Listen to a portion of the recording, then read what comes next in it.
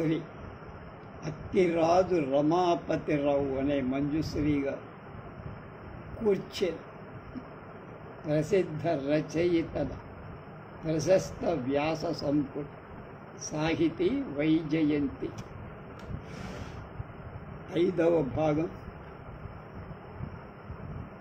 17/9/20. నిన్న మహామహోపాధ్యాయులాగా అనిపించినటువంటి వారి గురించి ఎవరు? అమర్రాజు లక్ష్మణరావు గారి అద్భుతమైన ఉపన్యాసం చదివి ఎన్ని విషయాలు తగ్గలో. ఇవాళ నైషధ తత్వ జిజ్ఞాస శ్రీ అక్కిరాజు రుమాకాంతం గారు, బహుశా వీళ్ళ తండ్రి గారు అయింటారు. శ్రీహర్షుడు నిజంగా ఒక అఖండ బుద్ధి బల సమన్విత అజ్ఞాత భాషలో తగవులాడిన దాసీల సంభాషణ ఒక్కసారి విన్న మాత్రంతో రాజసమక్షంలో ఒప్పగించగలిగిన ధారణావతంశం. తండ్రిని ఓడించిన పండితుణ్ణి జయించటానికి కృత ప్రతిజ్ఞుడై బుద్ధి కాలంలో సర్వశాస్త్రాలను నేర్చిన మేధావి. ఏదో గ్రామంలో ఆ భాష ఈయనకి రాదు, ఈ వాళ్ళు ఏం మాట్లాడుతున్నారో ఇతనికి తెలియదు. కానీ ఆ ఒకళ్ళొకళ్ళు ఏదో తిట్టుకున్నారు, కొట్టుకున్నారు, సంథింగ్ లేదు. అక్కడ రాజస్థానానికి వెళ్ళారు.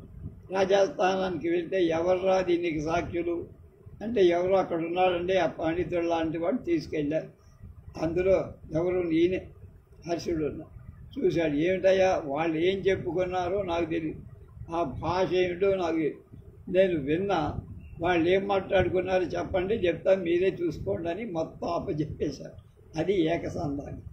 విద్యాస్థానానికి చాలా లోకమంతటిని గ్రసింప జిహ్వలు చాస్తున్న మేధా సముద్రాన్ని శాంతింపచేయటానికి ఔషధం కూడా సేవించాల్సి వచ్చిన అపూర్వ శక్తి సంపద.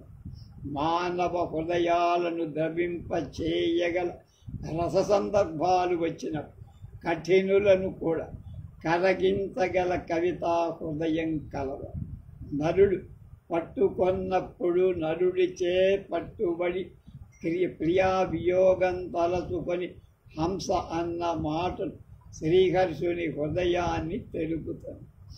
కథం విధాతర్మయి పాణి పంకజాత్ తవ ప్రియాశైచ మృదుత్వశిల్పిన వియోక్షసే వల్లభయేతి నిర్గత లిపిర్లలాటం తవ నిష్ఠురాక్షరా అయి స్వయూధ్యైరస నిక్షతోపమం మమాజ్య వృత్తాంతమిదం వదోపతోదిత. ముఖాని లోకులాక్షి దిశామసంశయం దశాపి శూన్యాని విలోకయిష్యసి మమైవ శోకేన విదీర్ణ రక్ష వక్షస త్వయా విచిత్రాంగి విపద్యతే యది తదా త్వితైవేన హతోపి హతః కులం యదస్తే శిశవః పరాసవః తవాపి హాహా విరహాక్షుధాకులా కులాయ పూలేషు విలుర్యసేషు చే చిరేణ లబ్ధ్వా బహుభిర్మనోరథై గతాక్షణేన స్ఫుటితైక్షణామం సుతః కమాహూయ శిరాయ చంకృతై విధాయకం ప్రాణిముఖాని కంపడి కథానుశిష్యధ్వమితి. ఇంతకీ దీని భావం ఏంటి? అయ్యో విధి, నా ప్రియురాలి మృదుత్వాన్ని శీతత్వాన్ని ఏ చేయి నిర్మించిందో అదే మళ్ళా ప్రియా వియోగం పొందుతావు అని కఠినాక్షరాలను నా నొసట రాసిందా? భార్యా ప్రియురాల తోడి హంసలు వచ్చి పిడుగులాంటి నా మరణ వార్త నీకు చెప్పిన అయ్యో నిస్సంశయంగా ఈ లోకమంతా నీకు శూన్యంగా కనపడుతుందిగా. భార్య, నన్ను గురించిన శోకంతో హృదయం పగలగా నువ్వు చచ్చిపోతావా? దైవహతుడైనటువంటి నేను మళ్ళా హతుడైపోతాను చస్తూ.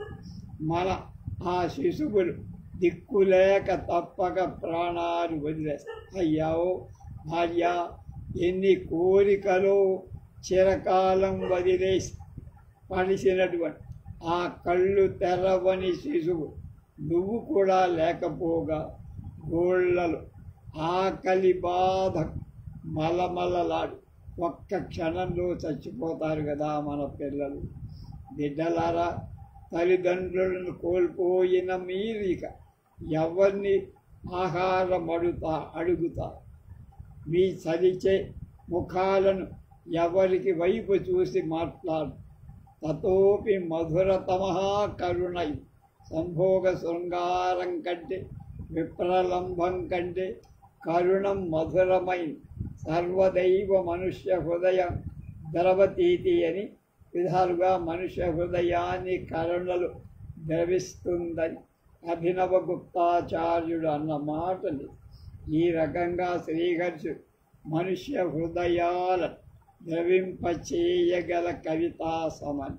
అయితే నైషధం 22 సర్గలు శాంతం చదివితే నైషధంలో గల అడుగడుగునా వచ్చే శాస్త్ర సంబంధమైన ప్రశంసలు, అసంబంధాలైన ఉత్ప్రేక్షలు, అసభ్యాలు, అశ్లీలాలు, అనిచితాలైన పాడు సంభోగ వర్ణనలు కావ్యాన్ని చడచి రసపరతంతుణ్ణి విముక్తుణ్ణి చేస్తున్నట్టుగా నిశ్చయంగా కనపడుతుంది.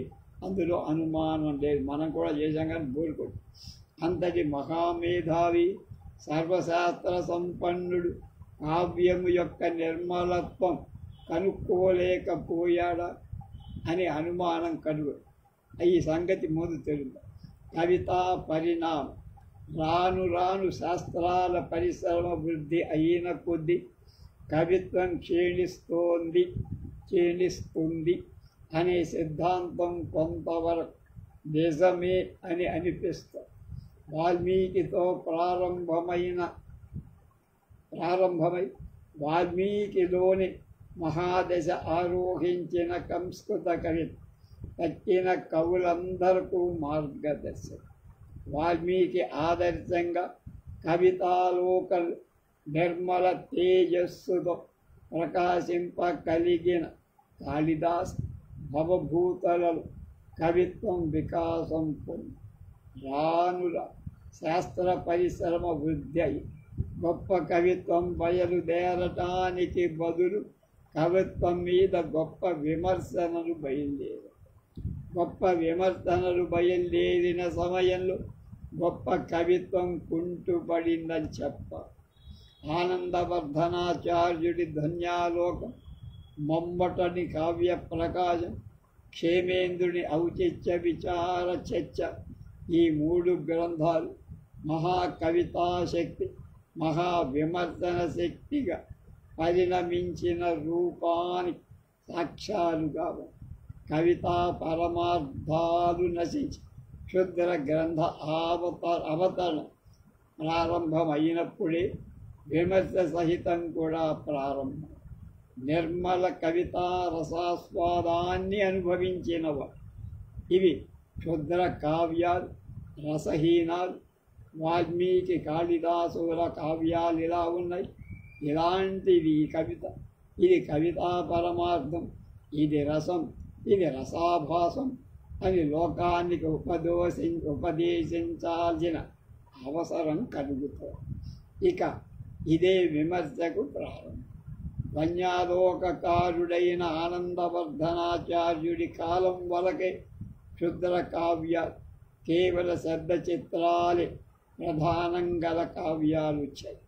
చిత్రకావ్యాలను గురించి తతోన్యద్రసభావాది తాత్పర్యరహితం వ్యంగ్యార్థ విశేష ప్రకాశన శక్తి శూన్యంచ కావ్యం కేవల వాచ్యవాచక వైచిత్ర్యమాత్రాశ్రయేనోప నిబద్ధం అలేఖ్య ప్రఖ్యం యథాభాసతేత చిత్రం సతన్ముఖ్యం కావ్యం.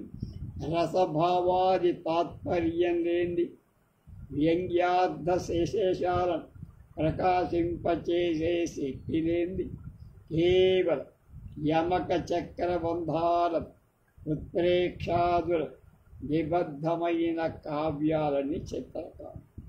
అది ముఖ్య కావ్యం కాదు.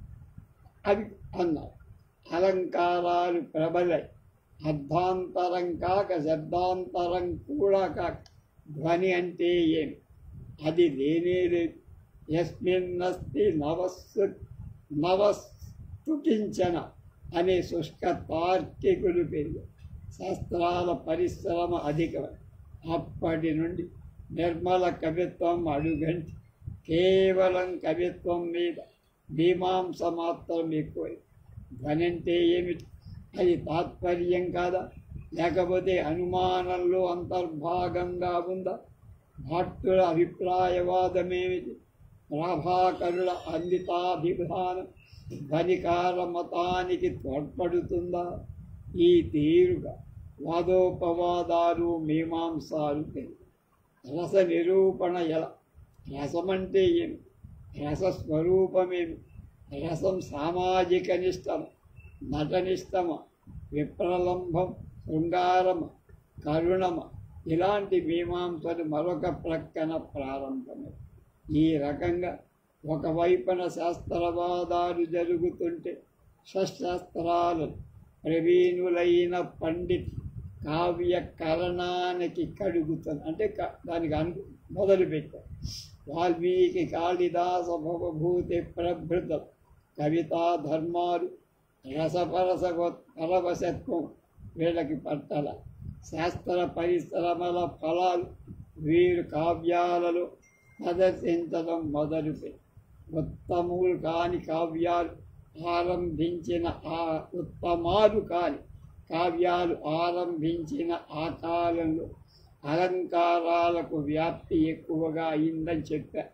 వ్యాకరణం, న్యాయం మొదలైన శాస్త్రాల సంప్రదాయాలు, సిద్ధాంతాలు కావ్యాలలో చూపటం గొప్ప అని అనుకున్నారు వాళ్ళు.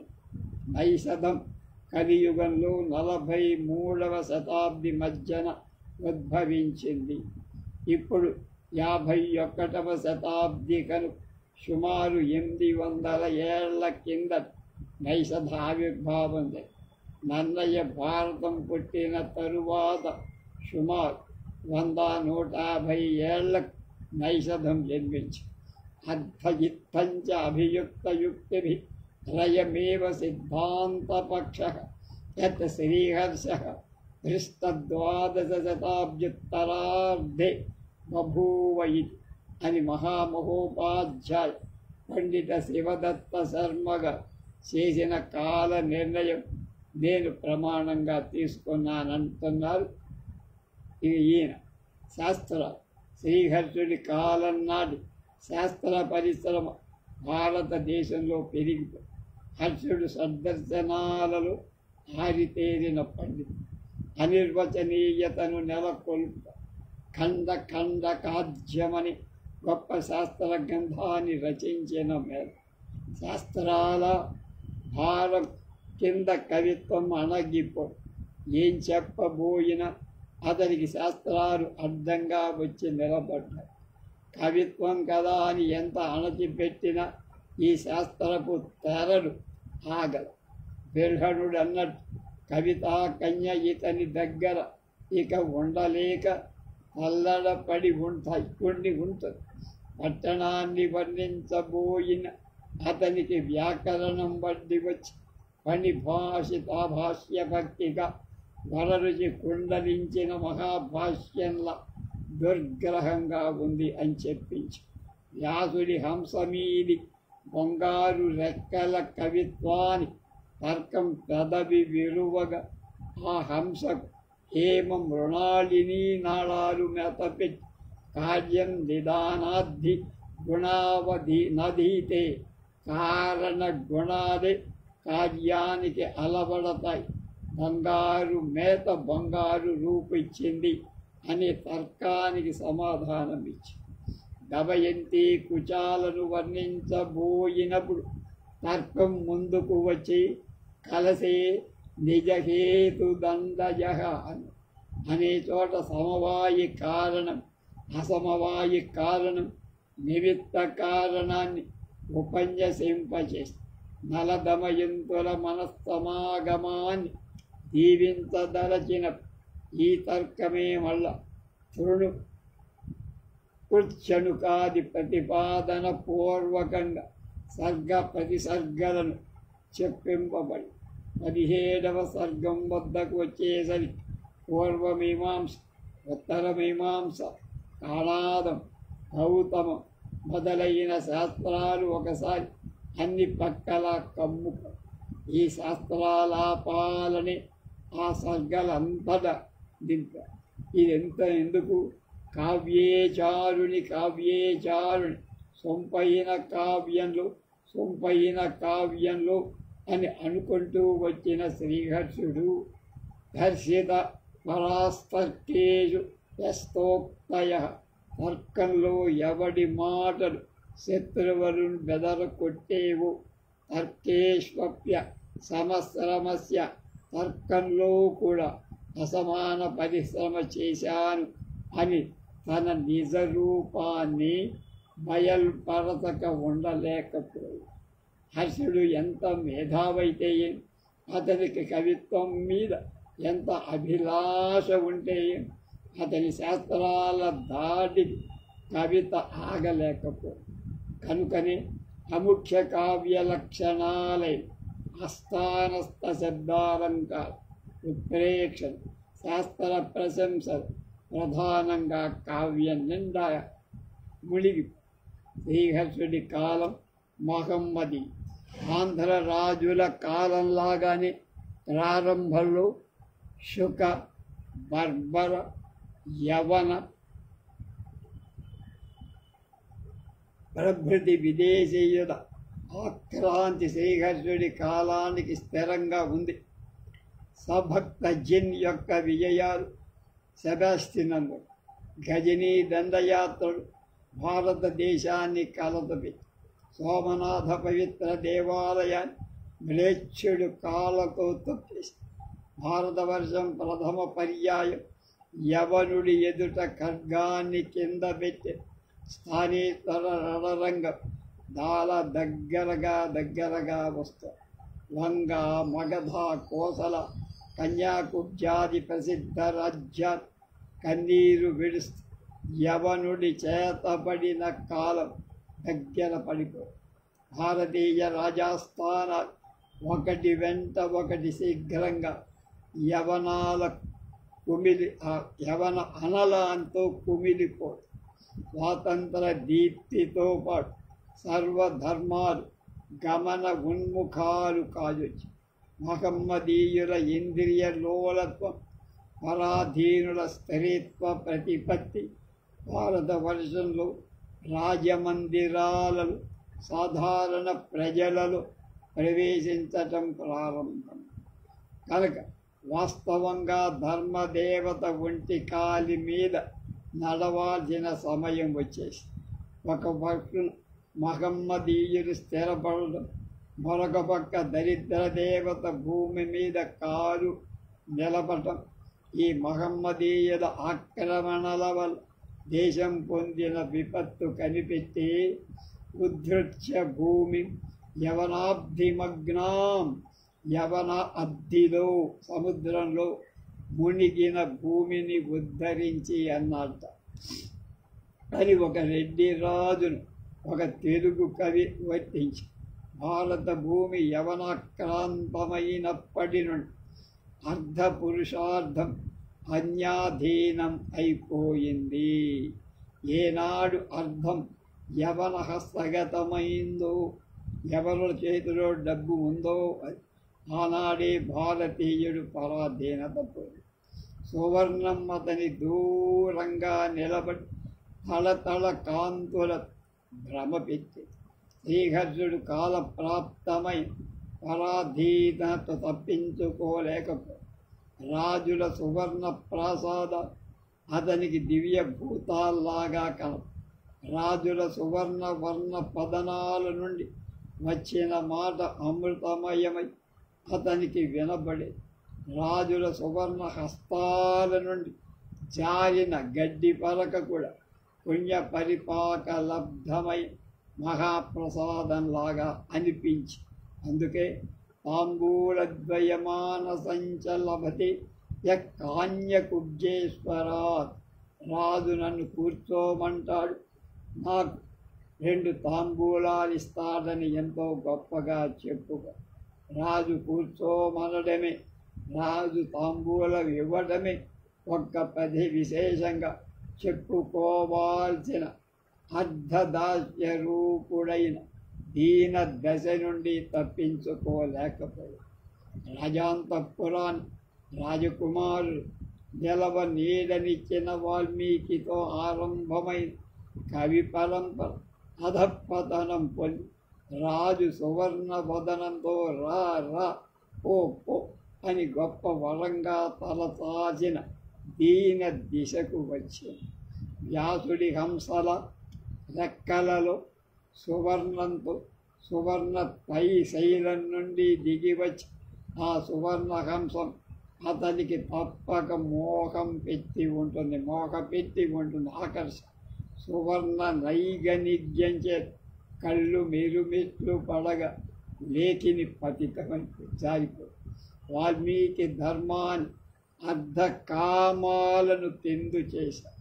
భర్త అరణ్యానికి బయలుదేరినప్పుడు అగ్రతస్థే గమిష్యామి మృద్నంతి కుశ సంకటాన్, కుశ కంటకాలు ముళ్ళు తొలగిస్తూ మీకు ముందుగా నేను నడుస్తానని ధర్మం కోసం అర్ధకామాలు త్యాగం చేసిన సీత వాల్మీకి స్వర్గానికి వెలయ కలిగింది, సర్వానికి వెలయ.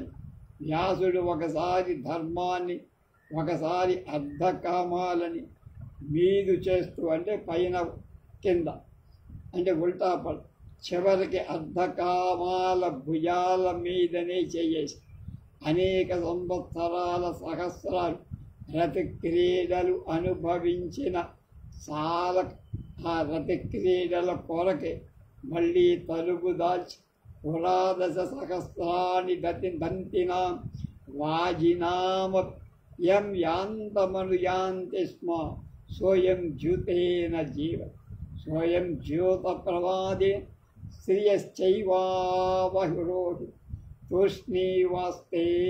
తూష్ణీమాస్తే యథా మూఢ స్వాని కర్మాణి చింతయ పార్థివస్య సుతా నామ కాను జీవేత మాదృశి అనుభూయ భృశం దుఃఖం అన్యత్ర ద్రౌపదీం ప్రభూ. విరాటపద భీమసేనుడా 10,000 ఏనుగు, 10,000 గుర్ర, ఎవడి వెంట నడుస్తుంటా ఆ యుధిష్ఠుడు ఇవాళ జూతం వల్ల ఊడిపో.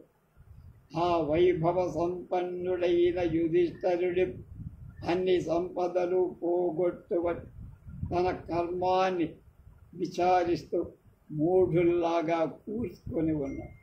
ద్రౌపది తప్పిదే, నా వంటి రాజకుమారి యవతే ఇంతటి కళగండ్లననుభవించి బతకగలదు అని భర్తను దెప్పు పొడిచి అర్ధకామాలను ఆరాధించిన ద్రౌపది అతని కావ్య సర్గంలో ఉత్తమ నాయిక అయ్యింది. రామాయణ కాలంలో 3 పాదాల మీద నడిచిన ధర్మం భారత కాలంకు చేరికే 2 పాదాల మీదనే నడిచిందని ధర్మజ్ఞులు చెప్పడం సంప్రదాయం. సత్యం.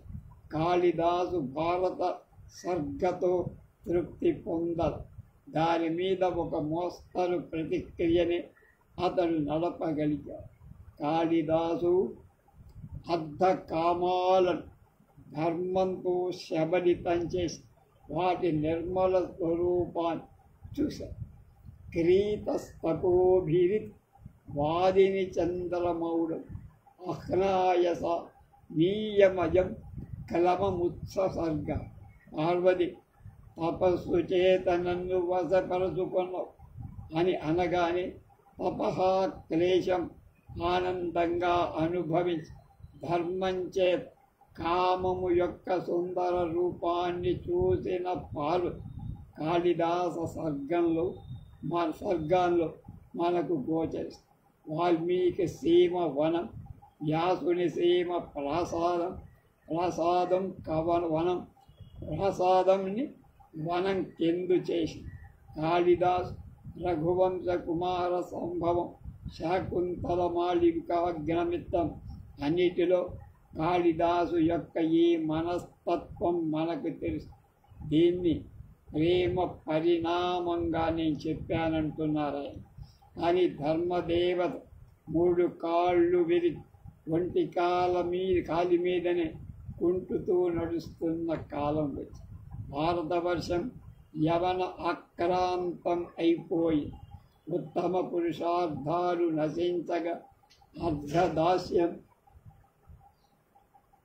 అనంగ సేవ ప్రజలకు పరమ పురుషార్థాలై కవులకు రాజభవనాలే దివ్య ప్రదేశాలై అర్థం పరాధీనమై భారతీయ ఆత్మ అధీనత కోల్పో అర్థం దూరమైన కొద్ది అర్ధకామాలకు దాసులైపో. దాని గొప్ప రూపం భారతీయ రాజులకు ప్రజలకు బాగా కాదు. పునశ్చయాచమానాయ జాతరూపమదాత్ ప్రభు. శ్రీ భాగవతంలో 1వ స్కంధం. జ్యూతం పానం స్త్రీలు హింస అనే స్థానాలతో తృప్తి పొందక మళ్ళీ అడిగితే కలిగి బంగారాన్ని 5వ స్థానం కూడా ఇచ్చారు. బంగారం అని శ్రీ భాగవత కర్త అన్నట్టు సువర్ణం నిజంగా కలి వశమైపోయి ఆశ్రమా యవనైరుద్ధ పద్మపురాణం అని ధర్మతత్పరులు చింతెళ్ళారు. ఆర్య సంప్రదాయాలు క్రమక్రమంగా విచ్ఛిన్నాలైపోయి మహమ్మదీయుల విషయ లోలత్వం దేశమంతా వ్యాపి. శ్రీహర్షుడి రాజైన జయంత చంద్రుడి యొక్క మంత్రి ఒక సరస్సు దగ్గర సాకలివాడి సలవమడత పసికట్టి ఆ చీరను ధరించిన యవ్వనస్థను విధవను గృహం నుండి లేవదీసి తన రాజు భోగకాంత చేశాడని, ఈ రాజు కాంత చివర ఒక మహమ్మదీయుని పట్టణం మీదికి తెచ్చిందని కథలు చదివేటప్పుడు ఆ కాలంలో రాజవంశాలలో విషయలోలత్వం ఏ రకంగా ప్రసరించింది, యవ్వనుల అక్రాంతి ఆ దేశంలో ఏ విధంగా నెలకొన్నది మన కొంతవరకైనా విశదమవుతోంది. సరస్తభే రజకక్షాళితాయాం శాటీయకాయాం విలీనం మధుకరకులం దృష్ట్వా దదర్శ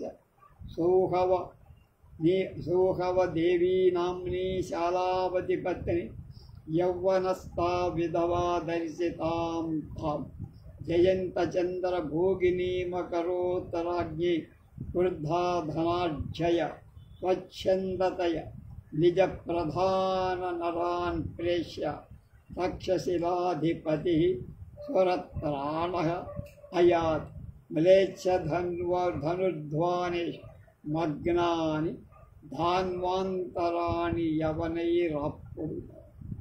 రాజశేఖరుడి ప్రబంధ కోశం నుండి శివదత్త శర్మగా చెప్పారు.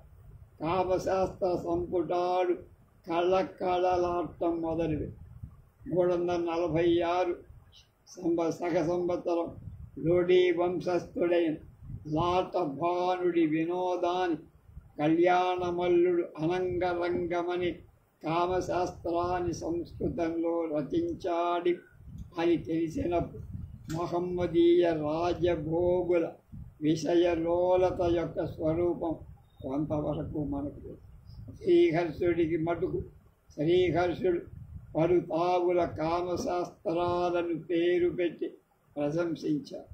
ఈ శ్లోకాన్ని గ్రంథ విస్తరణ చేత నేను ఉదహరించట్ల శ్లోకాలు నరుడి చరిత్రం రాయబూనినప్పటికీ బాహుకామిని సంసర్గంలో పరిభ్రమిస్తున్న మహమ్మదీయ కాలం రాజభోగి అతడికి సాక్షాత్కరిస్తున్నాడు. ఎవరికి? హర్షుడు. వ్యాసుడి నలుడు వ్యాసుడి నలుడు భోగ ప్రమత్తుడు కాడు. శ్రీహర్షుడు నలుడు బహుభామిని బాహులత పరివేష్టు అనేక కామిని సంపర్కంలో ఓలలాడుతున్న భోగి. అందుకే శుద్ధాంత సంభోగ నితాంత తుష్టే వనైషధే నైషదేద్యమిదం నిగాధ్యం అభ్యర్థనీయ స గతేన రాజా త్వయా న శుద్ధాంతః న గతో మదర్థం ప్రియాప్యదాఖ్యంజబలత్కృతోపి తతోదయే ధన్యవధూనిషే. ఓ హంస, అంతఃపుర కామినులతో ఉన్నప్పుడు నరుణ్ణి ప్రార్థించద్దు. ప్రియరాండ్ర సుందర ముఖాలు చూస్తున్న అలాంటి సమయంలో ఇతర కాంతా నిషేధం తప్పక ఉంటుంది. అంతఃపుర కామినులతో సంభోగించి బాగా తృప్తుడైన నరుడికి అప్పుడు అసంగత్యం అని దమయంతి చేత హర్షుడు చెప్పిస్తాడు. ఇది కాలతత్వం. హర్షుడి మీద కాలం సంపూర్ణాధికారం వహించింది. కాల ప్రభావానికి లోనయ్యాడు హర్షుడని. ఆత్మ బలోన్నతిగా అసాధారణ శక్తి సమన్వితులు కాని కాలాన్ని దాటలేదు. శ్రీహర్షుడి కాలం నాటి ప్రాచీన ధర్మాలన్నీ లుప్తమై సార్వభౌమాల వలయంలో, సంపన్న గృహాలలో, సాధారణ ప్రజలలో మహమ్మదీయ రాజభోగుల విషయలోలత్వం ఎక్కువైంది. సాహిత్య మార్గాలు కూడా ఈ పరిణామాన్ని తప్పించుకోలేకపోయాయి. ఆ కాలంలో పుట్టింది నైషధం. అప్పటి లక్షణాలన్నీ దానికి అంటుకున్నాయి. ఈ కావ్యం యొక్క ముగింపు కూడా కాలతత్వాన్ని తెలుపు. అప్పుడు రణరంగాలు వెలసిన ఆ రణరంగాలలో పోరాడింది భోగలంపటమైన ఆసుర ప్రకృతి. అప్పుడు ధర్మ సంస్థాపన కోసం వీరుడు ప్రతి వీరుడితో పోట్లాడలా. విషయ లోల ఉన్మత్తులైన రాక్షసులు పోట్లాడారు. ఇక ప్రజలు విషయం సుఖలోలురై క్లేశాలను సహించగల వీరత్వాన్ని కోల్పోయి పరాధీనతతో వాళ్ళు సమానమైపోయి కంఠమాలలు కందిపోవును, హంసశయనం హాని వస్తుందో, కాంచన చేలాల కాంతి మాస్తుందో అని సుఖ సాధనాలు కాపాడుకుంటూ ఆడవారి చిత్త దౌర్బల్యాన్ని దేశంలోని జనులకు సాధారణమై వాల్మీకి ప్రభృతులు ఆరాధించిన వియోగ శృంగారే విప్రలంభాభ్యే కరుణే చ ప్రకర్షవ అని ధ్వరుకారుడు చెప్పిన వియోగ శృంగారం శ్రీహర్షుడికి దుస్సహమై వ్యాసుడు నలదమయంతుల వియోగం చెప్పిన హర్షుని భోగపరాయణమై పరాధీన లేఖిని మాత్రం నలదమయంతుల సంభోగం నుండి ఒక్క అంగుళం కూడా కదలక అందులోనే మునిగిపో. ఆరాధ్యయత్వ పంచబాణం మదనుని ఆరాధించవలసిందని సంభోగంలోని నలదమయంతులని ఆపేశ. నైషధంలో ప్రధానమైన ఈ సంభోగ శృంగారం శ్రీహర్షుడు ఎలా ప్రతిపాదించాడు అని పరిశీలన చేస్తారు. వ్యాస కాళిదాస భవభూతి చూడగలిగిన శృంగారం యొక్క నిర్మల స్వరూపాన్ని హర్షుడు చూడాల. కూర్చో, ఇదిగో తాంబూలం అని మహావరాలిచ్చిన రాజభోగ్ ఆ కాలంలో రతిలాలసుడై ఆలకిస్తున్నప్పుడు వింటున్నప్పుడు శ్రీహర్షుడు కామోద్రేకమై స్వరత శృంగారాన్ని వినిపించక మానేస్తాడు. కావ్యం పతితమవుతుందేమో, నలదమయంతులు అధమనాయకులవుతారేమో అని కూడా ఆలోచించలేకపో. ఒక తిండిపో మిక్కిలి ఆసక్తితో గారెలు తింటూ ఉంటే అతడు వాటిని కొరకడం నమలకుండా మింగడం, ఇంకొక గారె కొరకడం, చెవి మెలబెట్టి పిండి అంటూ కొనడం, ఇవన్నీ వంటించడం ఏ తీరున ఉంటుందో కామోన్మత్తుడు భార్యను ఒళ్ళంతటా బుడ్డు రంధ్రం కూడా ముద్దు పెట్టుకోవడం, కంచుకం విప్పడం, నీవి సడలించడం, స్థనాలు మర్దించడం, ఊరుగులు పీడించడం మొదలైన కామపు పనులు వర్ణించడం అదే రకంగా. ఇది గ్రామ్య సంభోగం. ఇవన్నీ పశువులు, ఇవన్నీ నలుగురు వినాల్సినవి కావు. ఉన్నట్టు వర్ణించడం స్వభావోక్తి కాదా అంటారా? అది కాదు. ఉత్తమ ప్రకృతి ఉన్నట్టు వర్ణించితే ఆనందజనకత్వము. కానీ అధమ ప్రకృతి ప్రధాన కావ్యంగా వర్ణించినప్పుడు రోతైపోయి కలుషిత చిత్తులకు కానీ అవి ఆనందజనకాలు. ఇంద్రియాలను వదిలి భావాన్ని ఆశ్రయించినప్పుడే శృంగార పవిత్రత ఉంది. స్వరతైక లక్షణమైన గ్రామ్య సంభోగం మొదలైనవి పశువృత్తులకు మాత్రం. ఇలాంటి పశుత్వాన్ని దాటినప్పుడే ప్రకృతికి ఉత్తమత్వం కలుగు. ఉపదేశ ప్రాప్తికి కావ్యపరమ ప్రయోజనమైన ఆనంద సిద్ధికైన ఈ ఉత్తమ ప్రకృతియే అవలంబమవుతోంది. కనుకనే నగ్రామ్యమాచరేత్ కించిత్ దశరూపక అని సాహిత్యవేత్తలు హితయ్య. ఉత్తమ ప్రకృతే రాజా ధేరుత్తమ ప్రకృతి నాయికాభిస్సహ గ్రామ్య సంభోగ వర్ణనం సుతరాం అసహ్య అని రసవేత్తవైన ఆనందవర్ధనాచార్యుడు చెప్పారు.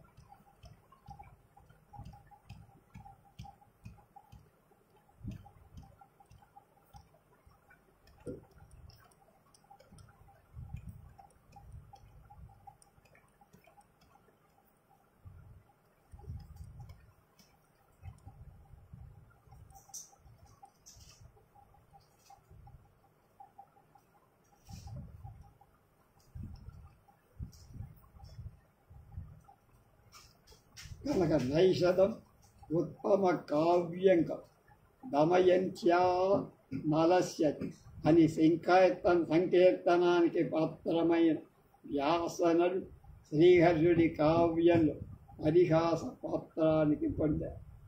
అంటే అభాసలు.